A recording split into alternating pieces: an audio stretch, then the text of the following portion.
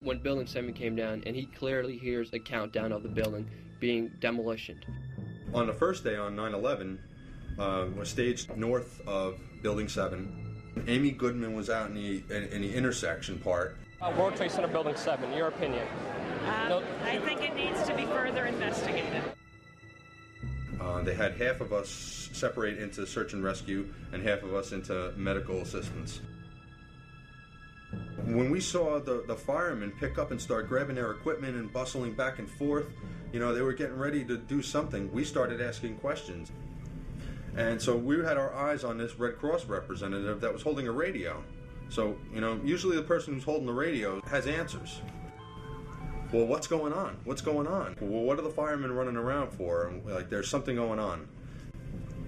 And next thing you know, there's firemen grabbing all their equipment, and there was a whole bustle and shuffle of firemen going on. He goes over, he talks to the fireman, he comes back with his hand covered over the radio, and he's like, you know, just sit tight, calm down, you know, it's all right.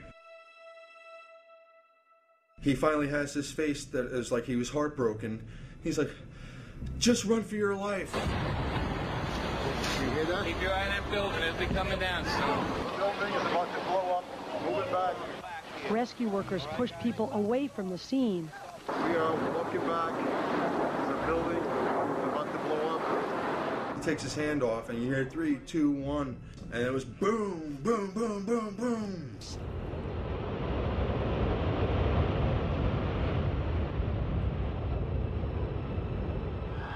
I said, you know, we've had such terrible loss of life. Maybe the smartest thing to do is pull it. And they made that decision to pull, and then we watched the building collapse.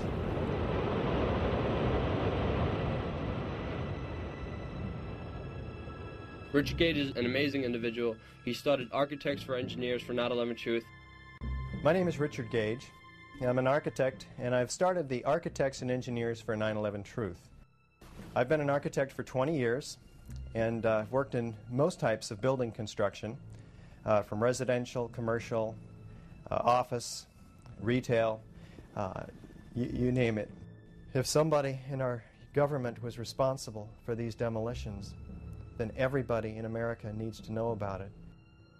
What we have to get down to is the science. Once you get to the science, it's indisputable.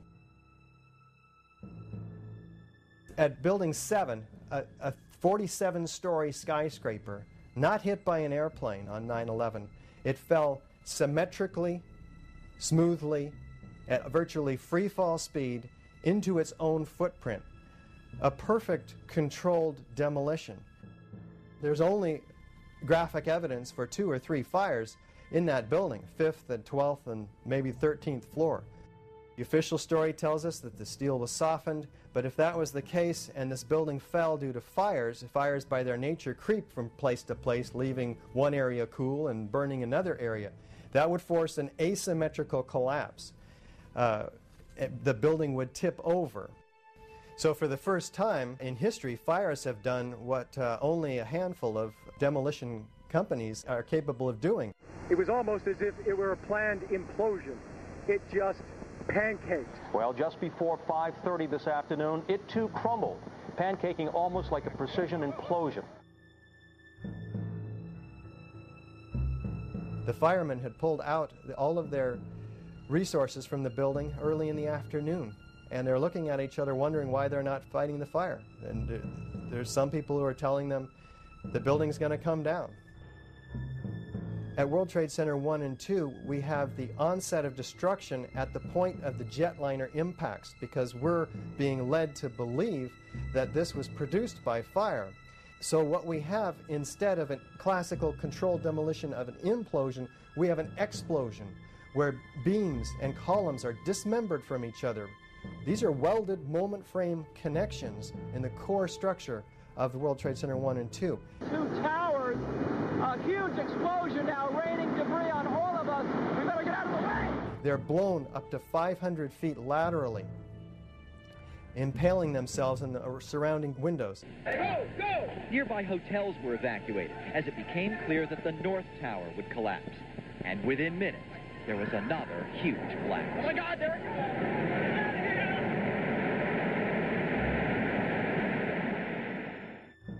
eyewitness accounts of explosions and flashes of light prior to the onset of collapse are key.